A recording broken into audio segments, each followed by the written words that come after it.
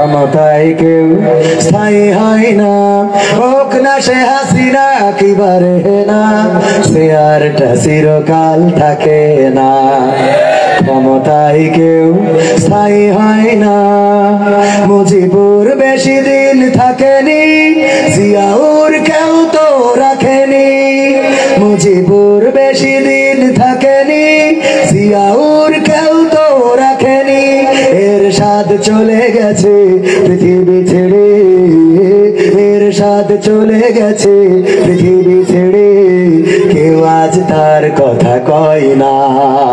ক্ষমতায় কেউ স্থায়ী হয় না, হাসিনা ক্ষমতা ধরে রাখতে আয়না ঘর বানিয়েছিল, জনগণের রোষান হলে দাদার দেশে পালিয়ে গেল। হাসিনা ক্ষমতা ধরে রাখতে আয়না ঘর বানিয়েছিল, জনগণের রোষান হলে দাদার দেশে পালিয়ে গেল। বিবি হারুনের পাশে আর, বিবি হারুনের পাশে আর পরিমণিদের দেখা যায় না। ক্ষমতায় কেউ স্থায়ী হয় না। নারায়ে তাকবীর, প্রধান বক্তার আগমন, সালাম স্বাগত। মাহফিলের পক্ষ থেকে এম হাসিবুর রহমান সাহেবের আগমন, সালাম স্বাগত। মাহফিলের পক্ষ থেকে সালাম স্বাগত। বাগেরহাটবাসীর পক্ষ থেকে সালাম স্বাগত। ফকির পাড়ার পক্ষ থেকে সালাম স্বাগত। ফকিরহাটের পক্ষ থেকে সালাম স্বাগত। পাড়ার পক্ষ থেকে সালাম স্বাগত। নারায়ে তাকবীর, আল্লাহু আকবার, লিল্লাহি তাকবীর, আল্লাহু আকবার। আল কোরআনের আলো ঘরে ঘরে জ্বালো, আল হাদিসের আলো ঘরে ঘরে জ্বালো। আমার নেতা তোমার নেতা বিশ্বনবী মুস্তাফা। নারায়ে তাকবীর, আল্লাহু আকবার। আজকের মাহফিল সফল হোক, সার্থক হোক আজকের মাহফিল। নারায়ে তাকবীর, আল্লাহু আকবার। এম হাসিব সাহেবের আগমন, আসসালাম স্বাগত। ফকিরহাটের পক্ষ থেকে লাল গোলাপ শুভেচ্ছা, পাইকপাড়ার পক্ষ থেকে লাল গোলাপ। খান জাহান রাহিমাহুল্লাহ যেখানে ঘুমিয়ে আছে রহমতুল্লাহি আলাইহি, যে মাটিতে 60 গম্বুজ মসজিদ রয়েছে, সেই মাটিতে আসার পরে খারাপ থাকা মানুষগুলো ভালো হয়ে যাবে, যেটা হয়েছিল ইতিপূর্বে, জানেন কিনা? খান জাহান রাহিমাহুল্লাহ যখন এই অঞ্চলে এসেছিলেন, তখন এই অঞ্চল ছিল কি অঞ্চল? হিন্দু অধ্যুষিত অঞ্চল। সেই অঞ্চলের মানুষগুলো ইসলাম প্রিয় হয়েছে, মানুষ প্রেমিক হয়েছে, জনদরদি হয়েছে, জননেতা হয়েছে, জননন্দিত হয়েছে। আল্লাহ বাগেরহাটকে কবুল করুন, বলেন আমিন। রূপের বড়াই করিস না রে, রূপ চিরদিন থাকে না। রূপের বড়াই কইর না ভাই, রূপ চিরদিন থাকে না। নিজের মুখটা দেখা একদিন হইবে তোমার যন্ত্রণা, নিজের মুখটা দেখা একদিন হইবে রে তোর যন্ত্রণা। রূপের বড়াই করিস না রে, রূপ চিরদিন থাকে না। রূপের বড়াই কইর না ভাই, রূপ চিরদিন থাকে না। নিজের মুখটা দেখা একদিন হইবে তোমার যন্ত্রণা, নিজের মুখটা দেখা একদিন হইবে তোমার যন্ত্রণা। সময় হইল বড় শিক্ষক, সব দিবে শিখাইয়া। সুখের জীবন থাকবে না রে, দেখবে না কেউ চাইয়া। সময় হইল বড় শিক্ষক, সব দিবে শিখাইয়া।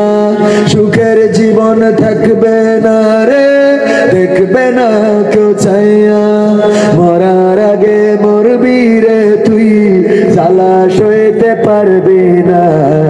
মরার আগে মরবি রে তুই, জ্বালা সইতে পারবি না। নিজের মুখটা দেখা একদিন হইবে তোমার যন্ত্রণা, নিজের মুখটা দেখা একদিন হইবে রে তোর যন্ত্রণা। কিসের এত বড়াই তোমার, মাটির দেহ লইয়া ওইরা দেখো পোকামাকড় শেষ করবে সব খাইয়া কিসের এত বড়াই তোমার মাটির দেহ লইয়া ওইরা দেখো পোকামাকড় শেষ করবে সব খাইয়া এই দুনিয়া ছাড়তে হবে অহংকার আর কইরো না এই দুনিয়া ছাড়তে হবে অহংকার আর কইরো না নিজের মুখটা দেখা একদিন হইবে তোমার যন্ত্রণা নিজের মুখটা দেখা একদিন হইবে রে তোর যন্ত্রণা ক্ষমতার বড়াই কইরো না ভাই সে আর চিরদিন থাকে না পাওয়ারের বড়াই কইরো না বোন সে আর চিরদিন থাকে না নিজের চেয়ার দেখা একদিন হইবে তোমার যন্ত্রণা নিজের চেয়ার দেখা একদিন হইবে তোমার যন্ত্রণা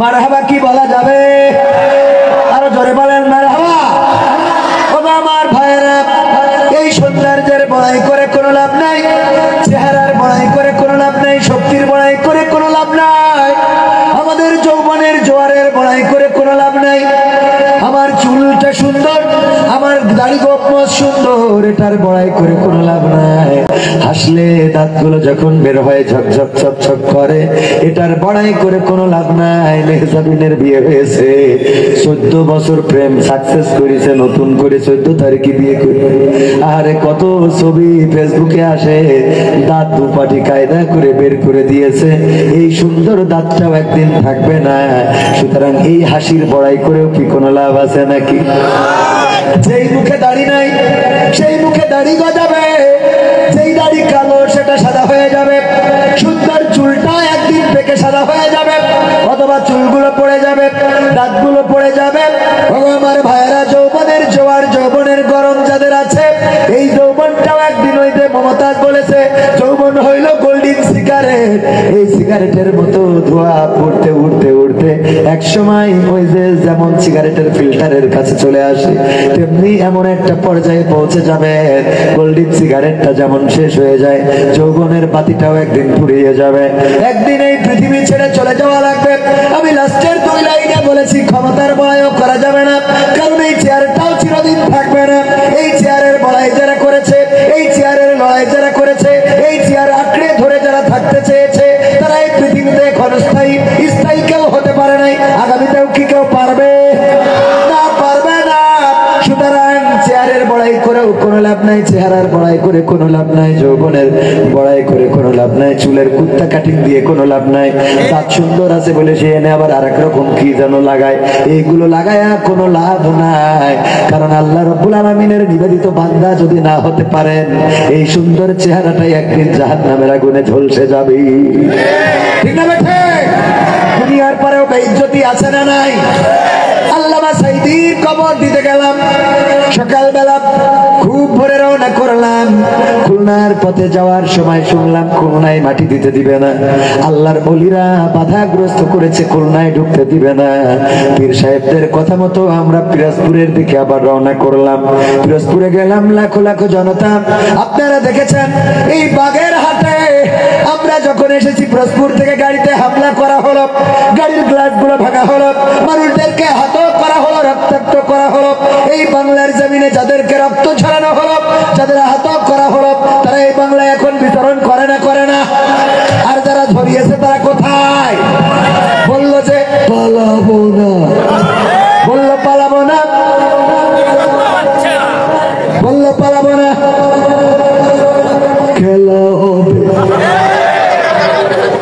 হবে আমরা বললাম রেডি আছি আমার জননেত্রী জনপ্রিয় জননেত্রী সাবেক প্রধানমন্ত্রী বললেন হাসিনা পালাই না কইছে না কয় না হাসিনা পালায় না আমি বলেছি চেয়ারের বড়াই করা যাবে না গৌর গোবিন্দের যে অবস্থা হয়েছে ফেরাউন নমরুদের যে অবস্থা হয়েছে তাদের মুরিদ যারা তাদের প্রেতাত্মা যারা তাদের পথ ধরে চলবে যারা তাদের অবস্থা এই দুনিয়ায় একই রকম হবে না তাদের অবস্থা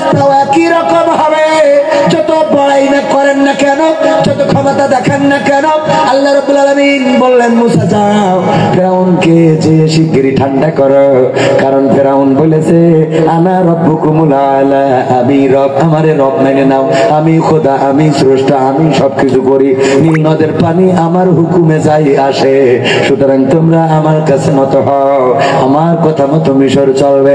আল্লাহ রাব্বুল আলামিন বললেন যাও মুসা যে বলো লা ইলাহা ইল্লাল্লাহ, ও ফেরাউন এই মিশরে তোমার আইন চলবে। ইব্রাহিমকে বললেন যাও নমরুদরে থামাও, যে বলো লা ইলাহা ইল্লাল্লাহ, ও নমরুদ এই ব্যাবিলনে তোমার আইন চলবে না, তোমার আইন চলবে না। নবী মুহাম্মদকে বললেন যাও আবু জাহেলের কাছে, যে বলো লা ইলাহা ইল্লাল্লাহ, ও গো আবু জাহেল এই মক্কায় এই মদিনায় তোমার আইন চলবে। আইন চলবে কার? আল্লাহর আইন চলতে হবে, আল্লাহর আইন চালাতে হবে। ও গো আমার ভাইরা, আমার শুরুর কথায় চলে আসি। সুতরাং এই দুনিয়ার পরে আমাদের কিসের অহংকার, কিসের লড়াই, কিসের বড়াই, কিসের মারামারি, কিসের কাটাকাটি, কিসের হানাহানি? আজকে নিজেরা গোলমাল করে মারামারি করে। ওয়াকারুজ্জামান সেনা প্রধান আজকে সত্য ভাষায় কথা বলেছেন, যদি নিজেরা মারামারি করেন, কাটাকাটি করেন, যদি দ্বন্দ্ব করেন, তাইলে পরিস্থিতি ভালো হবে না, দেশের স্বাধীনতা বিঘ্ন ঘটবে, স্বাধীনতায় বিঘ্ন হবে। এমনকি উনি অনেক বিষয়ে কথা বলেছেন খুবই শক্ত করে, জানি না কোন দিকের ইঙ্গিত দিয়েছেন, তবে এই দেশটা আমার আপনার সবার, সেই দেশটা স্বাধীনতা যেমন অর্জন করেছি রক্ষা করার দায়িত্ব আমাদের আছে না না? স্বাধীনতা যদি রক্ষা করতে হয় তাইলে ইতিপূর্বে যারা রক্ত দিয়েছে তাদের রক্তের সাথে বেঈমানি করা যাবে। কিন্তু আমরা দেখতে পাচ্ছি 5 তারিখের পরে কিছু উগ্রতা সৃষ্টি হয়েছে, কিছু উগ্র মানুষ, জানি না ওরা কারা, কোত্থেকে এলো, ওরা কোত্থেকে এসেছে জানা নাই, কোথা থেকে আসলো। আজকে যেন কালের কণ্ঠের একটা রিপোর্ট দেখলাম, কোন কণ্ঠ, কিসের কণ্ঠ? কালের কণ্ঠের রিপোর্ট দেখলাম, দিনের আলোতে বিএনপির মিছিলে আর রাতের অন্ধকারে আল্লাহওয়ালা দল করে। কোন দল? সেই দল তাহাজ্জুদ পড়ে দিন শুরু করে, 80-90 রাকাত তাহাজ্জুদ পড়ে, আর যখন বিপদে পড়ে তখন বলে দাদা বাঁচাও, কথা কয় না? যে তাহাজ্জুদ পড়ে তার স্রষ্টাকে, তাহাজ্জুদ পড়ে যদি দাদার কাছে পালানো লাগে তাহলে তুই কেমন তাহাজ্জুদ গুজারি, কথা কয় না? যে মাথাটা নত করেছে আল্লাহর কাছে, সে কখনো কোনো বাতিলের কাছে আশ্রয় চাইতে পারে? ইতিপূর্বে চাই নাই। ইসলামী আন্দোলনের নেতা কর্মীরা প্রাণ ভিক্ষার জন্য যখন বলা হয়েছে, তারা স্পষ্ট ভাষায় বলে দিয়েছে এই হায়াতের মালিককে, আল্লাযী খালাকাল মাউতা ওয়াল হায়াতা লিয়াবলুয়াকুম আইয়ুকুম আহসানু আমালা। আমার আল্লাহ বলেছেন আমি মৃত্যু সৃষ্টি করলাম এবং আমি জীবন সৃষ্টি করলাম, এর মাঝখানে তোমাদের একটু হায়াত দিলাম, তোমাদের সুযোগ দিলাম পরীক্ষা নেওয়ার জন্য।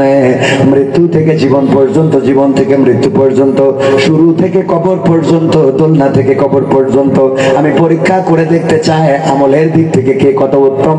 জীবন মৃত্যুর মালিক তাহলে কে? জীবন মৃত্যুর মালিক যারা আল্লাহকে মানে, তারা আল্লাহর কাছে মাথা নত করে দেয়। ইসলামী আন্দোলনের নেতা কর্মীরা যেমন বলেছিল আমাদের জীবনের মালিক আল্লাহ, সুতরাং কোন রাষ্ট্রপতি নয়, কোন প্রধানমন্ত্রী নয়, বাইডেন নয়, ডোনাল্ড ট্রাম্প নয়, নরেন্দ্র মোদী নয়, পুতিন নয়, বারাক ওবামা নয়, আমরা একমাত্র আল্লাহর কাছে ছাড়া কারো কাছে প্রার্থিকা চাইতে পারি? চাওয়া যায়? কারণ ইসলামী আন্দোলনের নেতা কর্মীরা এটা জানে, আল্লাহ বলে দিয়েছেন পবিত্র কোরআনের সূরা আল-আনআমের 162 নম্বর আয়াত, বলো কুল ইন্না সালাতি ওয়া নুসুকি ওয়া মাহইয়ায়া ওয়া মামাতি লিল্লাহি রাব্বিল আলামিন। আমার আল্লাহ বললেন বলো, ও নবী বলো, তোমার উম্মতদেরকেও বলো, বলতে বলো, দুনিয়াবাসীকে বলতে বলো, নিশ্চয় আমার সালাত, ইন্না সালাতি, নিশ্চয় আমার সালাত, অনুসুকি আমার কুরবানি, ওয়া মাহইয়ায়া আমার হায়াত, ওয়া মামাতি এবং আমার মওত, রব্বিলিল্লাহি রাব্বিল আলামিন, আমি আল্লাহর জন্য উৎসর্গ করে দিলাম। বলেন সুবহানাল্লাহ। আমাদেরকে শিখিয়ে দিলেন সবকিছু কার জন্য? আমাদের জীবন কার জন্য? আমাদের মরণ কার জন্য? আমরা তো তারা যারা আমরা শাহাদাতের মৃত্যুটা প্রত্যাশা করি, আমরা প্রতিনিয়ত দোয়া করি হে আমাদের রব তুমি মৃত্যু তো আমাদের দিবাই, আমাদের পানিতে ডুবাই মৃত্যু দিও না, তুমি আমাদের কোন অ্যাক্সিডেন্টে মৃত্যু দিও না, তুমি আমাদের হার্ট স্ট্রোক ব্রেন স্ট্রোকে মৃত্যু দিও না আল্লাহ, তুমি আমাদের কোন বিমান ক্রাশে মৃত্যু দিও না আল্লাহ, তুমি আমাদের হেলিকপ্টার বিধ্বস্ত হয়ে মৃত্যু দিও না আল্লাহ, তুমি আমাদের রোগে শোকে ক্যান্সার আলসারে মৃত্যু দিও না।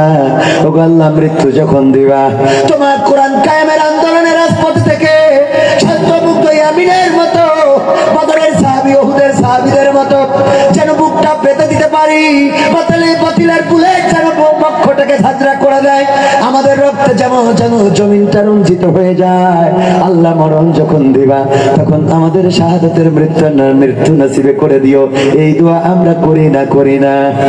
আমরা আমাদের মৃত্যু জানি যে আল্লাহর হুকুম ছাড়া হয়। আমাদের সাহাবীরা শিখিয়েছেন, আব্দুল্লাহ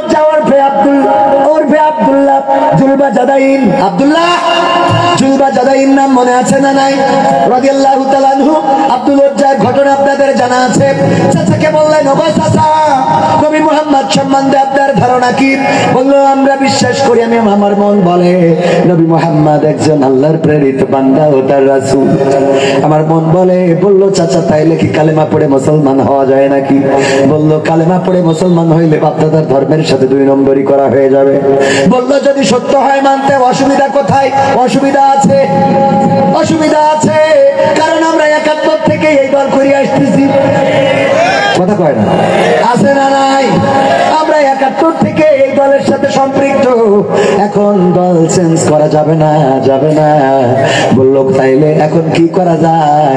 বললো, না, এই দলের সাথে যোগ দেওয়া যাবে না। চাচা, আমি কিন্তু কালেমা পড়ে মুসলমান হতে চাই।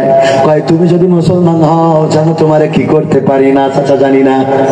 তোমার তো বাবা নাই, তুমি এতিম, তোমার মা থাকে নানার বাড়িতে, তোমার দায়িত্ব আমার উপরে। চাচা, এটা জানি। যদি জেনে থাকো তাহলে বলছি শোনো, মুহাম্মাদের আনিত বিধানের উপরে যদি ইসলামের পরে যদি তুমি ঈমান আনো, যদি তুমি বিশ্বাস স্থাপন করো, তাইলে আমি সব সম্পত্তি থেকে তোমাকে বহিষ্কার করে দেব। বললো, চাচা তাতেও কোনো আপত্তি নাই, আমি সত্যটা মানতে সিদ্ধান্ত নিয়ে ফেলেছি। চাচা বললেন, এখানেই শেষ নয়। ওগো আব্দুল উজ্জা, আমি তোমার পরনের কাপড়, তোমার গায়ের জামাটাও খুলে নেব। বললো, চাচা তাতেও আপত্তি নাই, তাই যদি হয় তাইলে তোমার বহিষ্কার করলাম, আমার সম্পত্তিতে তোমার কোনো হক নাই, তোমার বাবার সম্পত্তি আমার দায়িত্ব, আমি তোমারে ক্যান্সেল করলাম, আর তোমার গায়ের জামা পরনের কাপড় এটাও খুলে দাও, এটাও আমার দেয়া। আব্দুল উজ্জা খুলে দিলেন, চলে গেলেন মায়ের কাছে। মা জননী বললেন, কি খবর সন্তান, আমার এমন অবস্থা কেন তোমার? ওগো মা, নবী মুহাম্মাদের পরে ঈমান এনেছি, এই জন্য আমার চাচা আমার সব সম্পদ কেড়ে নিয়েছেন, এমনকি আমার পরনের কাপড় খুলে নিয়েছেন। মা বললেন, আমি কি উপকার তোমারে করতে পারি, কি হেল্প চাও তুমি? বললো, মা গো, যদি এক টুকরা কাপড় দিতেন যেটা পরে নবী মুহাম্মাদের কাছে যাব, যদি এক টুকরা কাপড় দিতেন যেটা পরে নবী মুহাম্মাদের কাছে যাওয়া যায়। মা জননী গায়ের চাদরটা ছেড়ে দিলেন, চাদরটা ছিঁড়ে অর্ধেক পরলেন আর অর্ধেক ঘাড়ের উপরে দিলেন, চলে গেলেন মসজিদ নববীর কাছে। আল্লাহর নবী দেখলেন উস্কো খুস্কো চেহারার একজন বসা, এসে বললেন, কি ব্যাপার, তুমি এখানে কে, কেন বসে আছো? আমি আব্দুল উজ্জা, আমি এখানে এসেছি আপনার কালিমা পড়ে মুসলমান হওয়ার জন্য, তোমার অবস্থা এমন কেন? ওগো নবী, আমি ইসলাম কবুল করবো এই ডিসিশন আমার চাচাকে জানানোর কারণে। আমি ইয়াতিম মানুষ, আমার চাচার আন্ডারে ছিলাম, চাচা সব সম্পদ কেড়ে নিয়েছেন, এমনকি আমার গায়ের জামা পরনের কাপড়টাও খুলে দিয়েছে।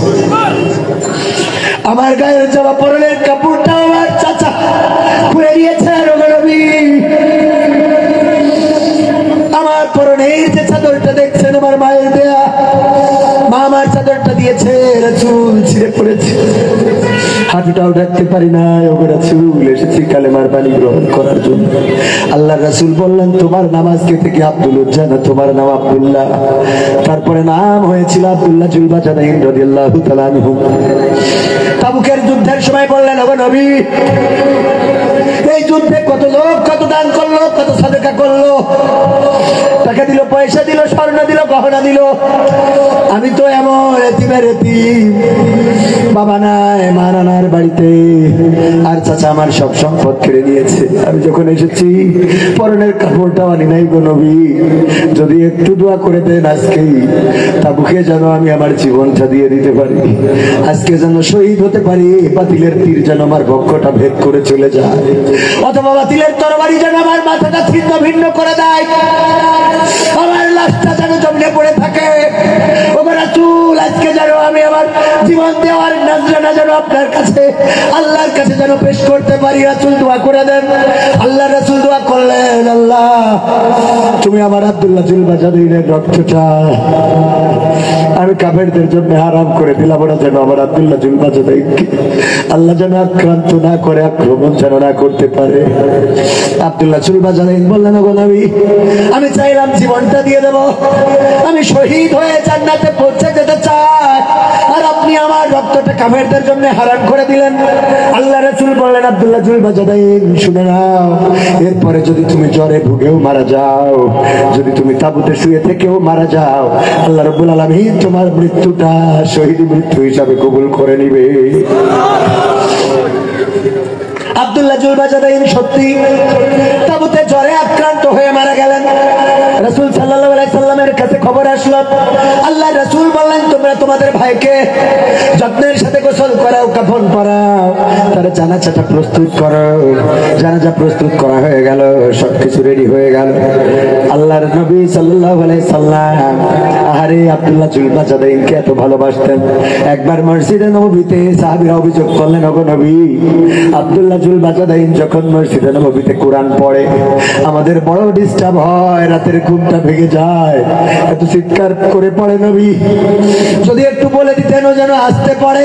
আল্লাহর নবী বললেন, সাহাবীরা তোমরা আব্দুল্লাহ জুল বাজাদিনের ব্যাপারে অভিযোগ করবা না, কমপ্লেইন করবা না, তোমরা ইসলাম কবুল করেছো অনেকেই অনেক ভাবে, কিন্তু আব্দুল্লাহ জুল বাজাদিন এমন ভাবে ইসলাম কবুল করেছে যে নিজের পরনের কাপড়টাও আনতে পারে নাই, সুতরাং তার আকাঙ্ক্ষাটাই তোমরা স্থগিত করে দিও না, তার কোরআন পড়তে দাও, তার ব্যাপারে কোনো অভিযোগ শোনা হবে না। এই আব্দুল্লাহ জুল বাজাদিন মারা যাওয়ার পরে যখন তার কবরে লাশ নামাচ্ছিল, তখন আব্দুল্লাহ ইবনে মাসউদ রাদিয়াল্লাহু তাআলা আনহু তিনি চিৎকার করে বললেন, আল্লাহ, ওগো আল্লাহ, আজকে যদি আব্দুল্লাহ জুল বাজাদিনের এই মৃত্যুটা না হয়ে আমি আব্দুল্লাহ ইবনে মাসউদের এই মৃত্যুটা হতো, তাইলে আমার জীবনটা ধন্য হয়ে যেত। আল্লাহু আকবার, আমার জীবনটা ধন্য হয়ে যেত। আল্লাহ, আব্দুল্লাহ জুল বাজাদিনের এই মৃত্যুটা তুমি কেন আমারে দিলে না আল্লাহ? কারণটা কি? কারণ হলো জানাজা পড়ানোর শেষে যখন লাশটা নিয়ে গেল কবরে, যখন লাশ কবরের কাছে নিয়ে যায়, খাটিয়াটা বহন করেছিলেন স্বয়ং আবু বকর এবং ওমর রাদিয়াল্লাহু তাআলা আনহু, দুইজনে খাটিয়াটা ধরলেন, খাটিয়াটা ধরে নিয়ে যাচ্ছেন কবরের কাছে। অন্ধকার রাতে বাতি নিয়ে দাঁড়ানো সেই মানুষটা তিনি ছিলেন বেলাল রাদিয়াল্লাহু তাআলা আনহু, ইসলামের প্রথম মুয়াজ্জিন। আর কবরের মধ্যে যিনি নেমে গিয়েছিলেন তিনি আর কেউ নন, তিনি আখিরি জামানার পয়গম্বর নবী মুহাম্মদ সাল্লাল্লাহু আলাইহি ওয়াসাল্লাম। তিনি নেমে গেলেন কবরের মধ্যে, আব্দুল্লাহ জুল বাজাদিনের লাশটা কবরে শোয়ালেন। আল্লাহর কাছে দুটি হাত তুলে বললেন, আল্লাহ, ওগো রব, আজকে সন্ধ্যা পর্যন্ত আমি আব্দুল্লাহ জুল বাজাদিনের উপরে সন্তুষ্ট ছিলাম, তুমি আব্দুল্লাহ জুল বাজাদিনের উপরে সন্তুষ্ট হয়ে যাও। আল্লাহ রাসূল কোন সাহাবীর কবরে নেমে লাশটা নামি এমন কথা বলা, এর থেকে বড় ভাগ্যের আর কি হতে পারে? এর থেকে বড় প্রাপ্তির আর কি হতে পারে? ওগো আমার ভাইরা, আমাদেরকে যারা থামাতে চায়, আমাদেরকে যারা থামাতে চায়, ক্ষমতার পাওয়ার দেখায়, আল্লাহর কসম করে বলি, এই ক্ষমতার চেয়ারকে আমরা আমাদের পায়ের জুতাও মনে করি না।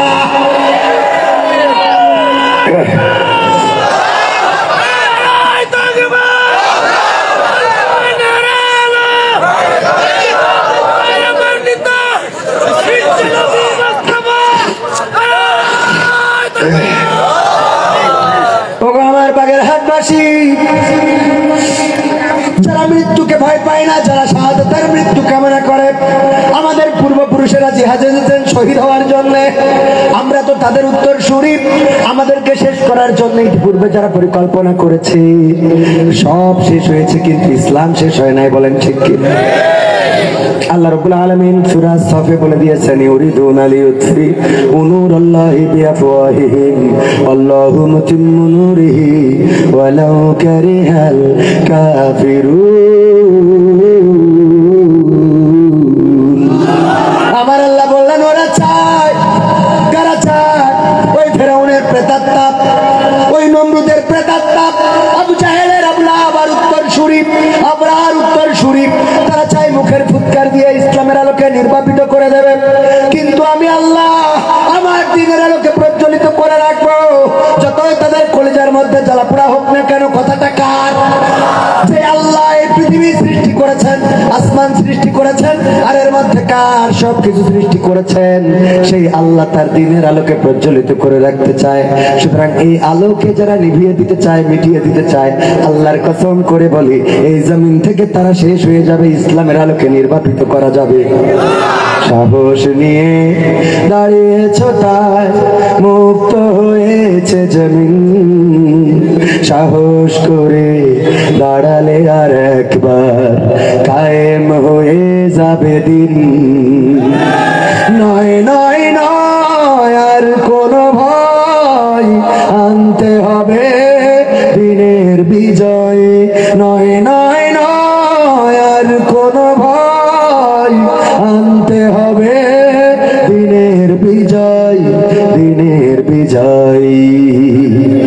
যারা ভেবেছিল ছাড়বে না আর ক্ষমতার ওই মাসনদ, দেখেছে তারা রবের পাকড়াও কি করে করে নাস্তানাবুদ। যারা ভেবেছিল ছাড়বে না আর ক্ষমতার ওই মাসনদ, দেখেছে তারা রবের পাকড়াও কি করে করে নাস্তানাবুদ। তাই নয় নয় নয় আর কোনো ভয়, আনতে হবে দিনের বিজয়, দিনের বিজয়। মানুষের সাথে যারা করেছে দুশ্মনী, করেছে বাড়াবাড়ি, দেশের বুকে তাদের হয়নি তো জায়গা, যেতে হলো মামার বাড়ি। মানুষের সাথে যারা করেছে দুশ্মনী, করেছে বাড়াবাড়ি, দেশের বুকে তাদের হয়নি তো জায়গা, যেতে হলো মামার বাড়ি। তাই নয় নয় নয় আর কোনো ভয়, আনতে হবে দিনের বিজয়, দিনের বিজয়। কাবা রক্ষাই যেই মহারব পাঠিয়েছিলেন আবাবিল, আজও তিনি দয়াময় তেমনই আছে, বদলেনি তো একদিন। কাবা রক্ষাই যেই মহারব পাঠিয়েছিলেন আবাবিল, আজও তিনি দয়াময় তেমনই আছে, বদলেনি তো একদিন। তাই নয় নয় নয় আর কোনো ভয়, আনতে হবে দিনের বিজয়, দিনের বিজয়। সাহস নিয়ে দাঁড়িয়েছ তাই মুক্ত হয়েছে জমিন, সাহস করে দাঁড়ালে আর একবার কায়েম হয়ে যাবে দিন। সম্মানিত ভাইরা আমার, সময় অল্প, অল্প কথা বলতে চাই। আমি যেখান থেকে এসেছিলাম, আল্লামা দেওয়ার হুসাইন সাইদি রাহিমাহুল্লাহ, তিনি জামাত ইসলামের সম্পদ ছিলেন না, তিনি চরমনায়ের একক সম্পত্তি ছিলেন না, তিনি হেফাজতের সম্পত্তি ছিলেন না, তিনি এই বাগেরহাট পিরোজপুরের সম্পত্তি নন, তিনি গোটা বাংলাদেশের শুধু নয়, গোটা বাংলা ভাষাভাষী শুধু নয়, গোটা বিশ্বের মুসলমানদের জন্য সম্পদ ছিলেন। বলেন ঠিক কিনা? এই মানুষটার জানাজা ঢাকা শহরে করতে দিল না, এই মানুষটার লাশ আনতে হলো পুলিশ প্রহার। কত ষড়যন্ত্র, কত বাড়াবাড়ি, ছেড়ে যায় আসার পথে কত আক্রমণ, কত অ্যাটাক। বাগেরহাটে এসে মনে পড়ে গেল, আরে এই বাগেরহাটবাসী যারা বাধা দিয়েছিল, গাড়ি ভেঙেছিল, রক্তাক্ত করেছিল, এই মানুষগুলো তো ঠিকই এই জমিনে আছে, কিন্তু যেই মানুষগুলো করেছিল ওই আল্লাহর ওলিগুলো এখন আর দেখা নাই। রাতের অন্ধকারে বের হয়, ডাকাতি করে, চুরি করে, ছিনতাই করে, চাঁদাবাজি করে। বলেন ঠিক কি ঠিক না বেটা? আর যারা মোটামুটি বুঝছি না তারা একটাও নাই, সব চলে গেছে নেটওয়ার্কের বাইরে। ঠিক না বেটে? কারণ তারা তাদের ইলাহ হিসাবে আল্লাহকে মানে নাই। কথা কয় না? ইলাহ হিসাবে আল্লাহকে যারা মেনেছে তারা কখনো পালাই নাই, তারা কখনো পালাই নাই। আল্লাহর হুকুমে যেটা হয়েছে সেটা করেছে। যেমন আল্লাহ হুকুম করলেন, মুসা এবার যাও, তোমার 12টা গোত্র নিয়ে রওনা করো। কোথায় যাবো? যাও নীল নদের তীর দিয়ে চলে যাও। ছুটা শুরু করলো, ছুটতে ছুটতে ফেরাউনের বাহিনীও পিছু নিল।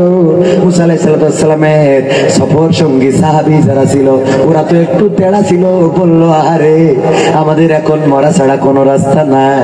মুসা তোমার দলে যোগ দিয়ে বিপদে পড়ে গেছি। মুসা বললো কেন? কইলো সামনে নদী আর পিছনে বাহিনীটা কার? ফেরাউনের বাহিনী। সামনে নদী, পিছনে ফেরাউনের বাহিনী। এখন হয় ফেরাউনের বাহিনীর ঘোড়ার পায়ের তলে পদপিষ্ট হয়ে মারা যাব, অথবা এক পানিতে নাকে নিচু পানি খাওয়া লাগবে। আল্লাহর নবী মুসা আলাইহিস সালাম কি হতাশ হয়েছিলেন? হতাশ হন নাই। তিনি বললেন আমার আল্লাহ শিখিয়েছেন, লা তাকনাতু মির রাহমাতিল্লাহ, আমার রহমত থেকে নারাজ হয়ো না। যখন পৃথিবীর সবার গতি স্থবিত হয়ে যায় তখনও গতি সঞ্চালিত থাকে কার? যখন সবাই ঘুমিয়ে যায় তখন জেগে থাকেন কে? যখন কেউ আপনার ভাষা বোঝে না তখন আপনার ভাষা বোঝার মালিক কে? যখন কেউ আপনার কথা শোনে না তখন আপনার কথা শোনার জন্য একজন থাকে।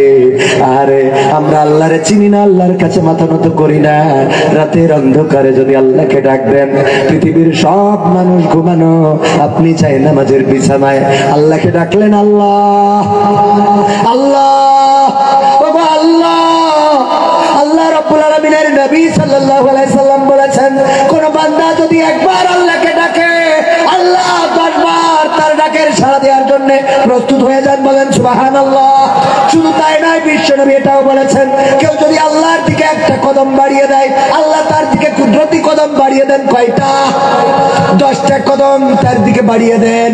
ওগো আমার ভাইরা, সেই আল্লাহর কাছে যারা মাথা নত করতে পারে না, যারা বলতে পারে না ইন্না সলাতি ওয়া নুসুকি ওয়া মাহইয়ায়া ওয়া মামাতি লিল্লাহি রাব্বিল আলামিন, ওদের প্রভু আল্লাহ থাকে না, ওদের প্রভু হয়ে যায় দাদা বাবুরা। ঠিক না বেটা? ওদের প্রভু হয়ে যায় দাদা বাবুরা।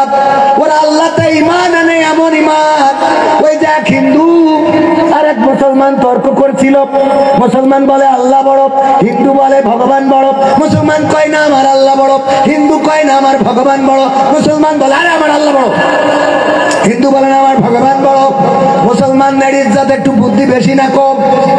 একটু বুদ্ধি বেশি। মুসলমান বলল ঠিক আছে, তোমার আল্লাহ যদি বড় হয়, তোমার ভগবান যদি বড় হয়, চলো ওই পাহাড়টাই উঠবো, উঠে লাফ দেবো ভগবানের নামে আর আল্লাহর নামে। যদি তোমার ভগবান বড় হয় তোমারে হেফাজত করবে, আর আমার আল্লাহ বড় হইলে আমারে হেফাজত করবে। ওর বুদ্ধি হলো পাহাড়ে তুলে তোরে ধাক্কা দিয়ে ফেলাবো, তোর ভগবানের নামে ফেলাই তুই নেটওয়ার্কের বাইরে যাবে, আর আমার কিছু করা লাগবে না। বুদ্ধি আছে না নাই? বুদ্ধি করলো। পাহাড়ের পরে ওঠার পরে হিন্দু বলল নাও লাফ দাও। কই তুমি আগে দাও, কই তুমি আগে দাও, তুমি আগে দাও। দুইজনে তর্ক বিতর্ক। মুসলমান হিন্দুরে বলল তোর ভগবান যদি এত বড় হয় তোর লাফ দিতে ভয় কিসের? পরিমাণের মধ্যে একটা দোলা লেগে গেল। ঠিক আছে, আমার ভগবান বড়, আমার বিশ্বাস আছে, কনফিডেন্স আছে, সুতরাং আমি লাফ দেব। তারপরে আমি নিচেই যেয়ে যদি বেঁচে থাকি তোমারও খবর আছে। এবার হিন্দু বলল ওগো ভগবান তুমি আমারে রক্ষা করো, লাফ দিয়েছে, বেঁচে গেছে। এইবার বলে মুসলমান দাও লাফ তোমার আল্লাহর নামে। মুসলমান চিন্তা পড়ে গেল, হায় রে ভগবানের নামে বেঁচে গেছে, তাহলে কি সত্যি ভগবান বড়? তাইলে কি সত্যি ভগবানই বড়? কি যে এক বিপদ! ধারণা ছিল যদি ও মারা যায় তাইলে আমার লাফ দেয়া লাগবে, লাফ দেয়া লাগবে না। এখন তো বেঁচে গেছে, বিপদে পড়ে গেলাম, কি করা যায়, কি করি, কি করা যায়? হিন্দু বলে লাফ দাও, লাফ দাও, আমি অপেক্ষায়। এবার আস্তে করে বলল, আল্লাহ তুমি যদি না পারো তাইলে ভগবান তুমি রক্ষা করো বলে দেশে সাপ।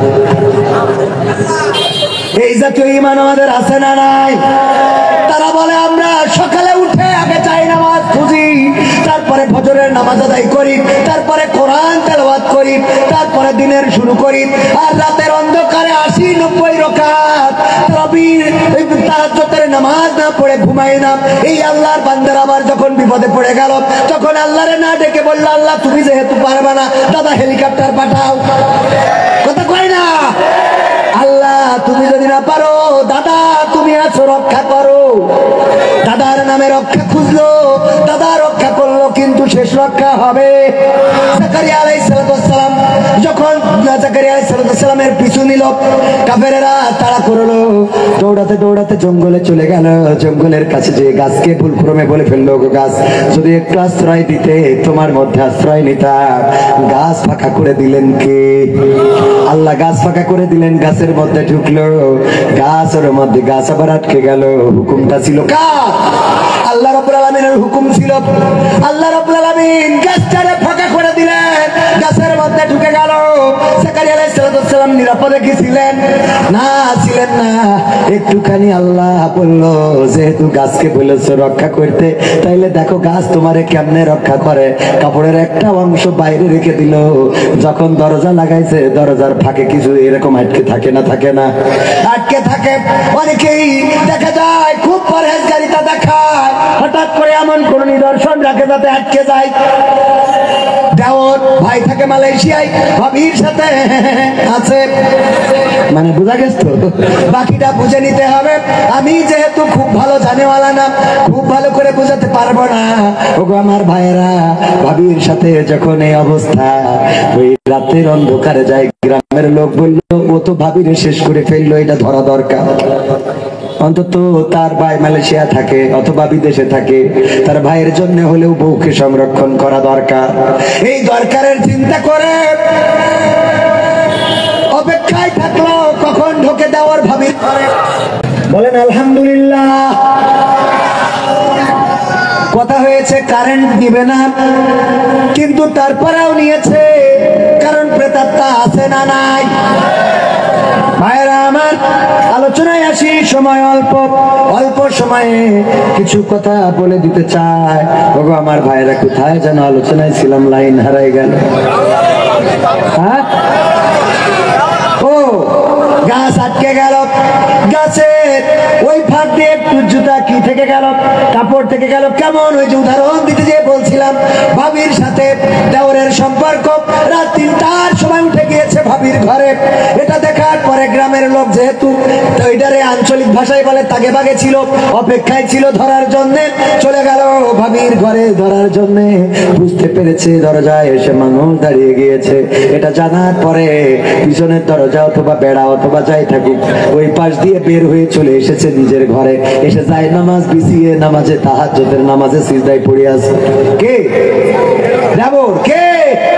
দেবর নামাজে পড়ে আছে। ওরা বুঝলো যেহেতু পিছন দিয়ে বের হয়েছে, তাইলে নিজের ঘরে যাইতে পারে। ঢুকলো তার ঘরে, দেখে সিজদায় পড়ে আছে, টেনে তুললো। কি খবর? কয় আমি সিজদায় আছি, চতুর্থ আসমানে পৌঁছে গেছি। টানো কার? কয় টানি, কাজ আছে, কথা শুনতে হবে। নারায়ে তাকবীর, লিল্লাহে তাকবীর। কি রাত হয়েছে?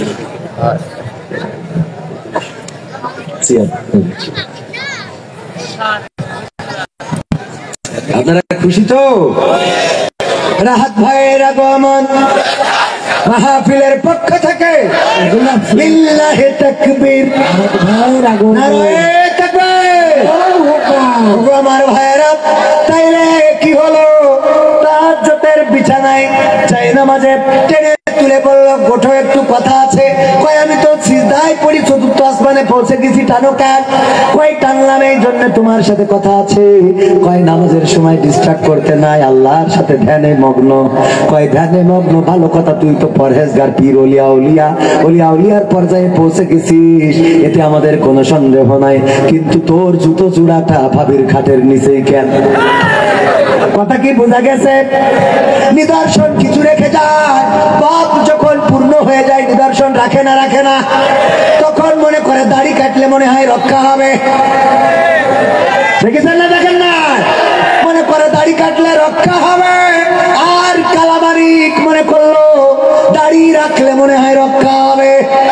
একটা কাটে আর একটা রাখে, ঠিক আছে? কিন্তু আল্লাহ যখন রক্ষা করতে চান না, তখন এমন কিছু হয়ে যায় যে নৌকায়, যেই নৌকা নবীর কিস্তি 16টা বছর রক্ষা করেছে, সেই নৌকায় উঠে আবার ধর্মের বাবা ধরা খেয়েছে না খায় নাই? খেয়েছে। নৌকা পার হইতে গেল, আমার কালামানিকা বেশি পর্যন্ত হারাইছে না হারাই নাই? সব হারালো। ওগো আমার ভাইয়েরা, এই জন্য মাথায় রাখতে হবে, আল্লাহ রাব্বুল আলামিনের কাছে যদি মাথা নত না করেন, আল্লাহ রাব্বুল আলামিন বেইজ্জতি করতেও পারেন, আবার ইজ্জতও দিতে পারে না, পারে না।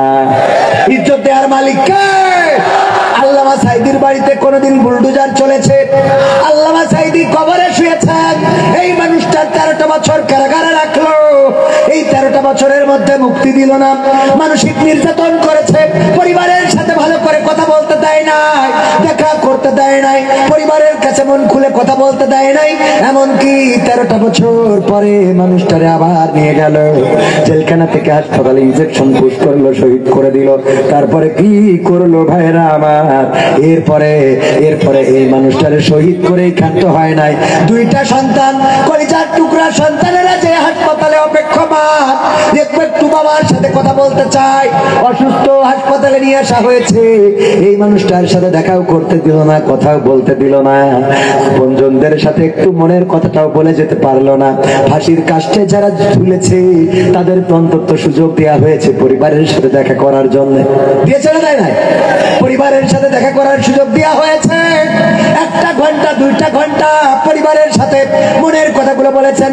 আল্লামা মাহমুদুর রহমান নিজামী রাহিমাহুল্লাহ তিনি সন্তানদেরকে বলেছিলেন, ওগো কলিজার টুকরারা, বলো আমি ফাঁসির কাষ্টে কি আমার লুঙ্গি পরে যাব নাকি পায়জামা পরে যাব? কে যাবে সাথিয়ায় আমার দাফন করার জন্য? কে যাবে? তোমাদের মাকে সাথে নিয়ে যেও না, এই পথ ক্লান্ত হয়ে পড়বে, অসুস্থ হয়ে পড়বে।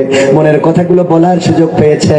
আর আমাদের কোরআনের পাখি আল্লামা দেলোয়ার হোসাইন সাইদিকে এমন সুযোগটাও দেয়া হয় নাই, বলেন ঠিক কিনা? এখানেই শেষ নয়, আমি হাদিসে পড়েছি, আপনারাও জানেন, বিশ্বনবী বলেছেন, মৃত্যুর পরে ওই ব্যক্তি, মরা মানুষটা, তার পরিবারের পরে হক রেখে যায় কয়টা? 4টা। কয়টা?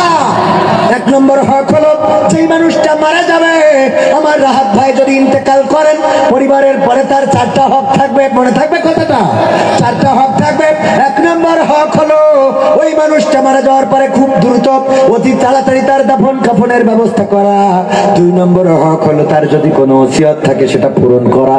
3 নম্বর হক হলো, যদি তার কোনো ঋণ থাকে পরিশোধ করা।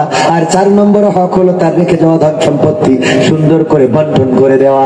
এই 4টা হক রেখে যায়, তার মানে এক দাফন কাফনের পরে 2য় নম্বর হক হলো কি করা? ওসিয়ত পালন। ওসিয়ত। এই সরকার দাফন কাফনটাও ঠিক মতো করতে দেয় নাই, বলেন ঠিক কিনা? দাফন কাফন করতে দিল না। 2 নম্বর হক ছিল তার কি করা? ওসিয়ত মোতাবেক খুলনা ওই যে সিদ্দিকে আলিয়া মাদ্রাসায় তার কবরস্থ করা, সেই কবরটাতেও ঘুমাতে দিল না, সেখানে কবর দিতে দিল না।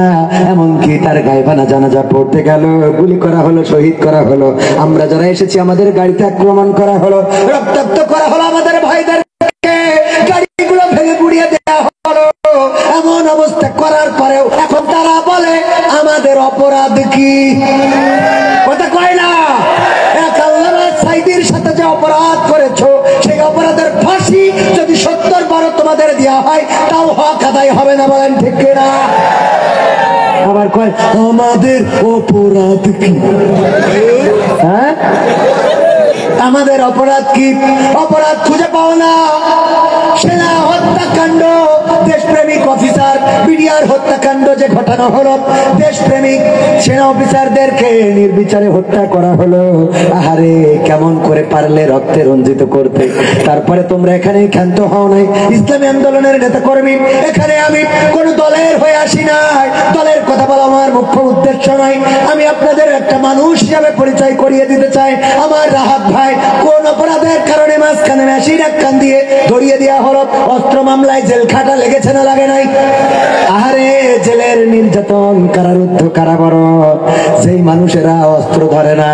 আমি কবির বিন সামাদ মাঝে মাঝে বলে থাকি, আমি কবে মুরগি জবাই দিয়েছি, কবে গরু জবাই দিয়েছি, ছাগল জবাই দিয়েছি, আমার মনে পড়ে না। আমার মনে, কারণ হলো আমার বড্ড মায়া করে, খাইতে অসুবিধা নাই, খাওয়ার সময় খাই, কিন্তু মায়া হয় এই প্রাণীটার এক্ষুনি চোখের সামনে মেরে ফেলবো, কষ্ট লাগে। একটা ব্যান আমার টায়ারের নিচেই পড়ুক, এটাও আমি চাই না। একটা সুসো ইঁদুর, এটাও যেন আমাদের ট্রাকের, আমাদের বাসের, আমাদের এই যে গাড়ির, আমার প্রাইভেটের তলে পড়ে পড়ে মারা যাক, এটা আমরা চাই না। যেই মানুষগুলো আমরা একটা ব্যাং মারতে চাই না, একটা ইঁদুর মারতে চাই না, সুসা মারতে চাই না, সেই মানুষগুলোর আবার সামনে অস্ত্র দিয়ে দেয়। এই অস্ত্র চালানো তো দূরের কথা, এই অস্ত্রগুলোর নাম জানাও তো দূরের কথা, চোখের দেখাও কোনোদিন দেখি নাই। বলেন ঠিক কি ঠিক না বেটা? আমাদের অবস্থাটাই এমন। আমাদের কাছে ইসলামী ব্যাংকের সিকিউরিটি বড় একটা মেশিন নিয়ে দাঁড়ায় থাকে। আমি আমার ইসলামী ব্যাংক এজেন্টের প্রোপাইটার, আমার একটা এজেন্ট ব্যাংক আছে বাংলাদেশ ইসলামী ব্যাংক। 5 তারিখের আগে মানুষ টাকা রাখতেছে, পরেতে রাখছে। আমার ভাইরা, এই ব্যাংকের প্রোপাইটার হওয়ার কারণে, এজেন্ট ব্যাংকের প্রোপাইটার হওয়ার কারণে মাঝে মাঝে ব্যাংকে যেতে হয়। জরুরি প্রয়োজনে মেশিন নিয়ে একটা দাঁড়ায় থাকে গেটের কাছে। আমি বললাম, এই মেশিন কি নিয়ে দাঁড়ায় থাকেন না, মাঝে মাঝে একটু ফায়ার মায়ার দিয়েছেন, মাঝে মাঝে একটু দিছেন না, এমনি ধরে দাঁড়ায় থাকে। বলতেছে আমার পাশে থাকা এক অফিসার আরিফ স্যার বলতেছে, ভাই উনারে আপনি এই কথা জিগায়েন না কেন?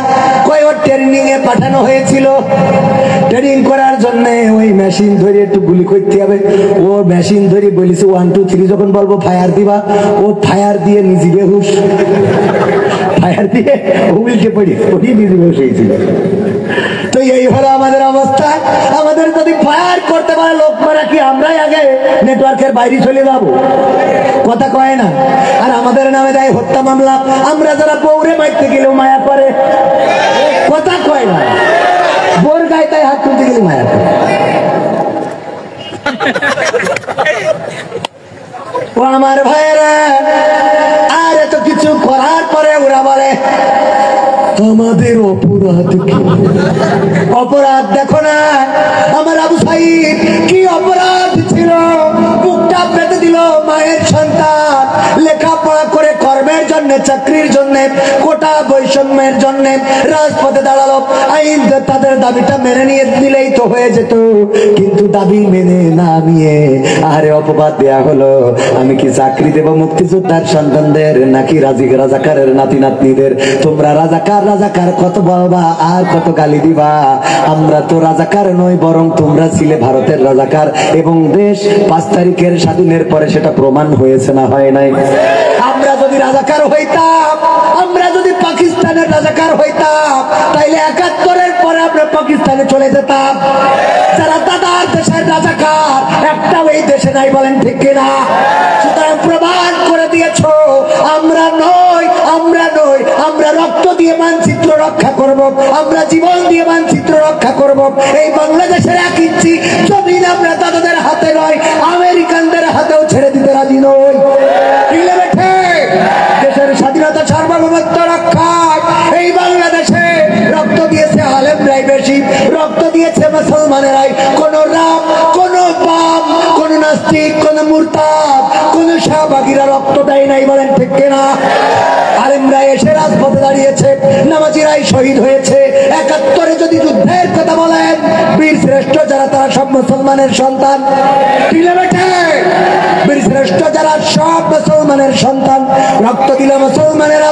52-তে ভাষার আন্দোলনে সালাম, রফিক, শফিক, জব্বার, বরকত, একটাও হরে কৃষ্ণ, শ্রীকৃষ্ণ, দিলীপ কুমার একটাও নাই। সব মুসলমান না হিন্দু? সব মুসলমান। আবার 24-এ এসে রক্ত দিল মুসলমানেরা, আমার আবু সাইদ শান্ত মুগ্ধ রক্ত দিল, জীবন দিল, শহীদ হলো এই বাংলাদেশে শাপলা চত্বরে আমার হেফাজতে ইসলাম। ছোট্ট ছোট্ট বাচ্চা শিশুরা, যাদের যে বাচ্চাগুলো রাজপথে দাঁড়াইলে অনেক হিন্দুও আছে যারা তাদের হাতে টাকা দিয়ে দেয় মাদ্রাসার জন্য, আর তোরা মুসলমান হয়ে ওই বেনজির ক্লিয়ার করলি। আরে এই ছোট্ট ছোট্ট বাচ্চাদের বুকে গুলি চালাইতে কি তোদের মায়া করলো না? ঠিক না বেঠে? শাপলা চত্বরের রক্তে রঞ্জিত ওই হাত, আরে আবার ওদের পক্ষে গণতন্ত্রের কথা বলে এক দল আছে না নাই?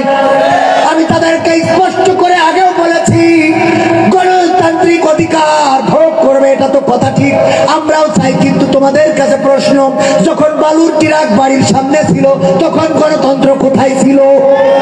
যখন নয়াপল্টনের শাটার টেনে তালা দিল তখন গণতন্ত্র কোথায় ছিল? যখন নেত্রীকে ওই নাইকো দুর্নীতি মামলায় মাত্র 2 কোটি টাকার মামলায় জেলে দিল, রিমান্ডে নিল, অসুস্থ মানুষ চিকিৎসাও হইতে দিল না, তখন তোমাদের গণতন্ত্র কোথায় ছিল? যখন রাজপথে দাঁড়াতে দেয় নাই, কোনো কথা বলতে দেয় নাই, ভোটের আগে দিনের আলোতে নয় রাতের অন্ধকারে তাহাজ্জুদের নামাজ পড়ে ব্যালটে সিল মারলো, তখন গণতন্ত্র কোথায় ছিল? যখন ফাঁসি দেয়া হলো একই দিনে 2 জন নেতা, একজন ছাকা চৌধুরী আর একজন আলী হাসান মোহাম্মদ মুজাহিদ, আমাদের এটা তো বাদ দিলাম কারণ আমরা শহীদ হওয়ার জন্য এই তামান্না নিয়ে ঘুরে বেড়ায়। ছাকা চৌধুরীর যখন টানিয়ে দিল তখন গণতন্ত্র কোথায় ছিল? ঠিক না বেটা? এই গণতন্ত্রের কথা যারা বলে মাথায় রাখবেন, ওরা আসল জাতীয়তাবাদী দল নাই, ওরা হলো ওই দাদাদের টাকায় কেনা গোলাম রয়ের এজেন্ট। এই জন্য তারা তাদের পক্ষ নিয়ে কথা বলে। ঠিক না বেটা? ভাইরা আমার, আলোচনার সময় চলে যায়, কিছু সঙ্গীত শোনানোর দরকার। এই বাগেরহাটে আসা তো বন্ধ করেই দিয়েছি। আজকের এই মাহফিলটা অনেক আগে রাখা, আমার ইসমাইল জবিউল্লাহ ভাইয়ের সম্মানে মাহফিলটাই এসেছি। একটু কম আসা হয় এইদিকে, আমার রাহাত ভাই জেলে গেল আর আমি বাগেরহাট ছেড়ে দিছি। ঠিক না বেঠে? যারা আমার চেনেন তারা জানেন, আমার রাহাত ভাই যদি কোনো মাহফিলে বলেছে কবির ভাই ওই মাহফিলে যান, চলে এসেছি, ভাই সাক্ষী। যদি বলেছে এই মাহফিলে আসেন, এমনকি হাদিয়ার বিষয়ও আমি কোনো মাহফিলে কোনো কমিটির সাথে লেনদেন করি নাই।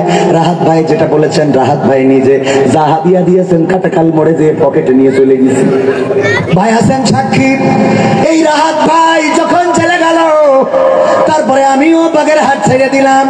কলিজার মানুষ না থাকলে মনটাই কষ্ট লাগে না? লাগে না?